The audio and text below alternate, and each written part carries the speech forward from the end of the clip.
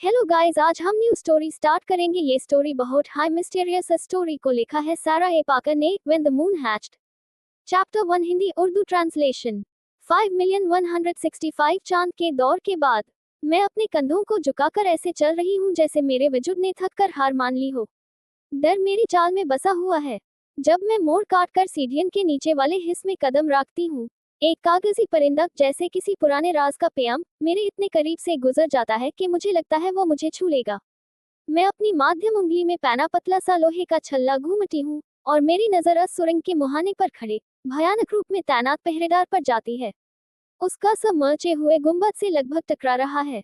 उसके पीछे कागजी परिंदन का झुंड दरवाजे को नरमी से छू रहा है। वो आदमी मेरी दुगुना हाइट का है और उसके चेहरे की शिकन जैसे हमेशा के लिए पत्थर बन गई हो। उसकी नजर मेरे बाएं कान के छोटे से कटाव पर टिक जाती है, बिल्कुल टिप के पास। ऐसा लगता है जैसे किसी ने छोटी सी मुंह वाली मखलूक से एक टुकड़ा काट लिया हो।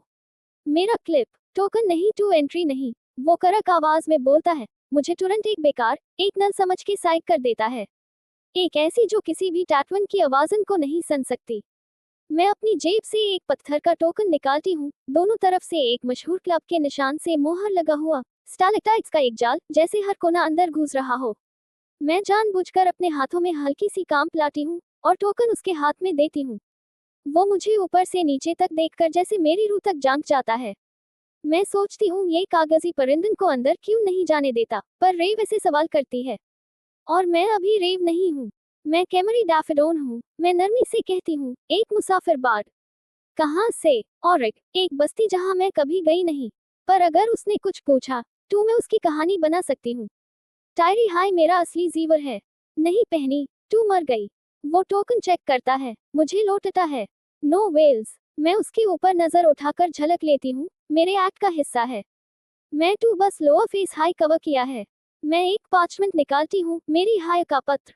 वो यूज धीरे धीरे पढ़ रहा है जैसे हर लफ्ज को चाबाना चाहता हो। आखिरकार उसके चेहरे पर पहचान की झलक आती है। ओह, तुम वो स्टैंड इन हो। मैं एक मासूम सा सर हिलाती हूँ, जबकि दिल चाहता है उसका सर दीवार से द मारूं। थर्ड लेवल, वो कहता है। वेव से बचना। इस वक्त शायद आप भूखा रहता है। मेरे जिस्म में जो काम पुतती है वो बिल्कुल असली होती है। दरवाजा बैंड होता है और मैं हंग्री हॉलो के अंदर कदम रखती हूँ, एक घुटन भरा गर्म धुवन से भरा जगह। 5 मिनट लाक्स उठकर खो जाते हैं। सामने एक गुफा जैसी जगह है, जैसे किसी इंसानी फेंटे का पथरीला रूप। मैं एक रास्ता पकड़ती हूँ जो चमकते नीलाभ झीलों के बीच से गुजरता है। लोग अन पानियन के पास सुकून से लेते हैं, जैसे कुछ भी गलत नहीं हो रहा दुनिया में।